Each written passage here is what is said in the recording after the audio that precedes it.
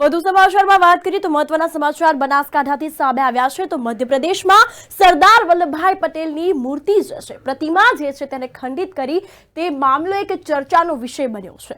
તો ત્યારે બનાસકાંઠા જિલ્લામાં મધ્યપ્રદેશમાં સરદાર પટેલની પ્રતિમાને જે ખંડિત કરવા મામલે બનાસકાંઠા કલેક્ટરને આવેદનપત્ર આપવામાં આવ્યું છે। તો આ સાથે સરદાર વલ્લભભાઈ પટેલ સેવા દળ દ્વારા આવેદનપત્ર આપી દોષિતોને કડક સજા કરવા માટે માંગ કરવામાં આવી છે। મધ્યપ્રદેશ ઉજ્જૈનના માકડોનમાં બનેલી ઘટનાના પગલે એસપીજીમાં ભારે રોષ જોવા મળ્યો છે। સરદાર પટેલની પ્રતિમાને જે ખંડિત કરવામાં આવી છે તે માટે સરદાર પટેલ સેવાદળને ભારે રોષ વ્યાપ્યો છે। તો આ સાથે સમગ્ર ગુજરાતમાં એસપીજી દ્વારા આવેદનપત્ર અપાયા છે। બનાસકાંઠા એસપીજી દ્વારા કલેક્ટરને આવેદનપત્ર આપી દોષિતોને ઝડપી લેવા માટેની માંગ કરી છે। ઉજ્જૈનના માકડોનમાં બનેલી ઘટનાના બનાસકાંઠા જિલ્લામાં ઘેરા પ્રત્યાઘાત પડ્યા છે।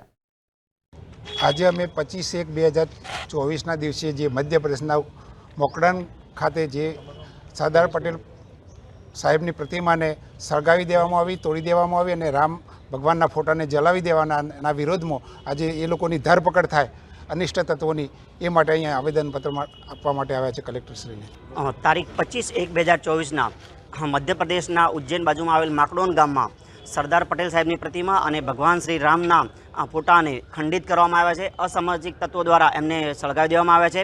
આવા અસામાજિક તત્વોની જલ્દીમાં જલ્દી ધરપકડ થાય તેમજ તેમને કડકમાં કડક સજા થાય તે માટે અમે આજે માંગ કરીએ છીએ, કેમ કે ભવિષ્યમાં આવી કોઈ ઘટના ના બને કે કોઈ પ્રતિમાને કોઈ પણ પ્રકારનું નુકસાન ના થાય એ આપણે જાળવી રાખવા માટે અમે આજે ખાસ સરદાર પટેલ ગ્રુપ દ્વારા આખા ગુજરાતમાં આવેદનપત્રો આપ્યા છે અને જો આ માંગ સંતોષાય નહીં તો અમે અગાઉમાં બીજા ઉગ્ર આંદોલન આપશું।